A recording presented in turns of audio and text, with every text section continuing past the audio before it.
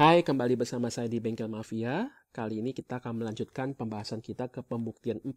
Sebelumnya kita masuk pembuktian 3 untuk transformasi Laplace ya. Nah, sekarang kalau misalkan ada dua fungsi di jumlahnya ya, ft tambah gt di transformasi Laplace, ternyata itu sama saja. Masing-masing fungsi di transformasi Laplace dulu, baru kita jumlah. Nah, kenapa bisa gini? Kita coba lihat definisinya. Kalau suatu fungsi, ini fungsi baru misalkan ya, suatu fungsi baru di transformasi Laplace kan sama aja dia kalikan e-pangkat min st dt integral 0 sampai t hingga. Ternyata ini kalau kita melakukan integral ini, ada sifat integral yang bisa kita lakukan pemisahan kan. Ini kalikan masuk, dt kalikan masuk di integral. E-pangkat min st kalikan ini, dt kalikan ini di integral menjadi seperti ini.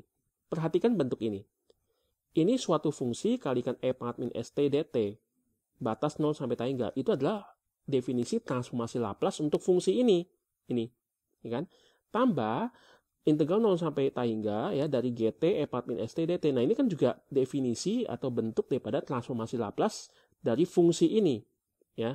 Karena transformasi dari fungsi g adalah fungsi ini dikalikan e-pangkat min st dt batasnya 0 sampai t hingga. Jadi kita dapatkan kalau dua fungsi dijumlah di transformasi Laplace sama aja dengan masing-masing di transformasi Laplace. Oke, sekarang kita nanti akan menggunakan bentuk ini ya untuk menyelesaikan apa yang saya inginkan di bawah ini. Nah, misalkan ada suatu fungsi baru ya yang nggak ada kaitan dengan atas dulu ya. Ini fungsi baru gt e pangkat omega t kalikan i. Nah, i ini adalah akar min 1 imajiner. Sesuai dengan bentuk Euler ya, e pangkat i theta adalah cos theta tambah i sin theta. Nah, ini adalah cos tetanya omega t tambah i kali sin theta, tetanya ini adalah omega t di sini. Kita coba mau transformasi Laplace ini. Tapi saya nggak langsung ke ini ya, saya transformasi Laplace dari yang ini, bentuknya lebih memudahkan.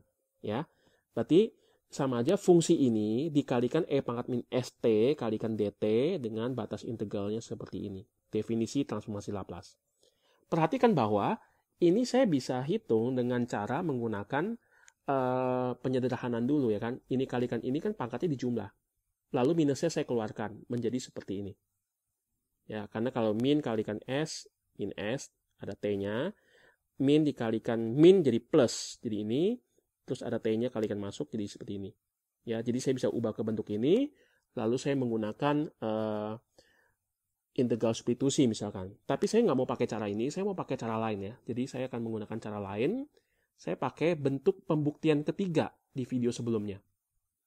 Ingat, e pangkat at dikalikan suatu fungsi ft e pangkat min st dt adalah fs min a. Perhatikan kalau misalkan nggak ada e pangkat at, integral ft e pangkat min st dt adalah fs. Tapi begitu ada dikalikan e pangkat at, maka s-nya tinggal dikurang a. Ya, tinggal digeser ya fungsinya ya. Oke. Nah, sekarang perhatikan di sini saya ubah ya sedikit ya supaya ke bentuk yang mirip kayak begini. Jadi ini e pangkat omega ti kan mirip dengan ini kan. Nah, di sini e pangkat min st juga sudah ada. Nah, tinggal di sini ft-nya apa? Ft-nya tentu saja pengalinya 1. Ya. Seperti itu ya. Jadi kalau kita lihat ini adalah ini ya kan. Ft-nya adalah 1 seperti itu. Nah, ini ya supaya bentuknya sama. Perhatikan bahwa bentuk seperti ini adalah fungsi f s kurang a nih. A-nya adalah ini. Maka ini A-nya adalah I omega, berarti Fs kurang I omega. Ya.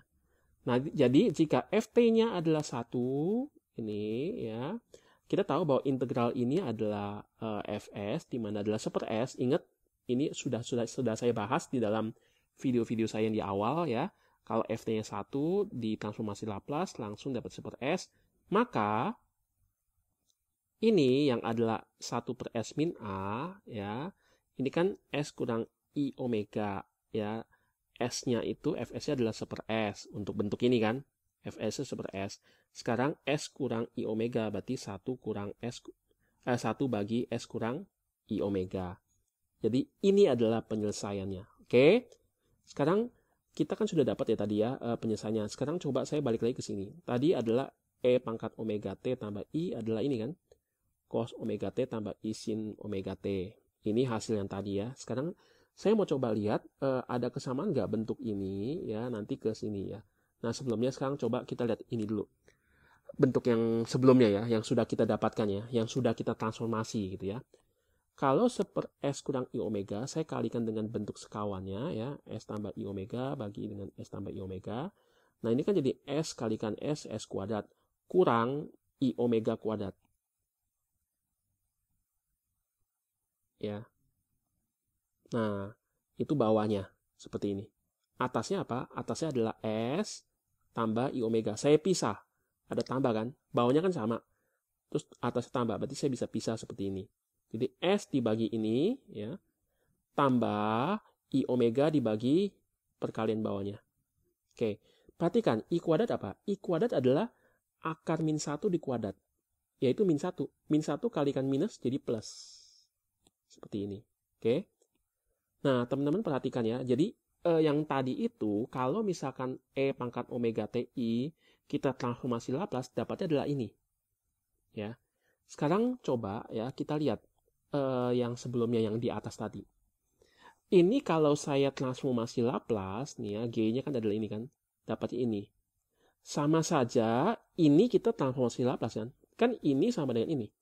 Jadi E pangkat omega TI sama dengan cos omega T tambah I sin omega T. Jadi kalau saya transformasi Laplace dari ini, sama saja saya transformasi Laplace dari ini. Jadi transformasi Laplace dari fungsi G adalah transformasi Laplace dari ini. Oke, sekarang ingat bentuk yang sebelumnya. Kalau ada jumlah, dua fungsi dijumlah, sama saja saya transformasi Laplace masing-masing. Ini kan pengali ya, I itu pengali, I-nya boleh keluar, menjadi seperti ini. Jadi transformasi Laplace dari fungsi G adalah transformasi Laplace dari cos omega T tambah I kali transformasi Laplace dari sin omega T. Ya, perhatikan bentuk ini, lihat nih. Ya, ada kemiripan di sini.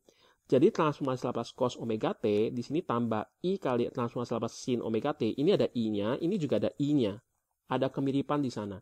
Maka kesimpulannya, transformasi Laplace dari cos omega T adalah yang ini. Ya, lalu yang ada I-nya kan yang ini kan. Berarti ini harus sama dengan ya ini. Maka ini yang I-nya di luar ya. I-nya di luar ya harusnya ya. Jadi transformasi Laplace dari sin omega T yang ininya doang ya. Omega per S kuadrat tambah omega kuadrat doang. I-nya itu di luar ya. Oke, jadi kesimpulannya kalau suatu fungsi adalah cos omega T, kita transformasi Laplace, maka kita dapatkan hasilnya harus ini. S dibagi S kuadrat ditambah ini pengali sudutnya di kuadrat. Kalau misalkan dia adalah sin omega T, maka kalau ditransformasi Laplace, maka justru di atasnya bukan S, tapi justru di atasnya adalah pengali sudutnya. Bawahnya sama, tetap S kuadrat tambah omega kuadrat.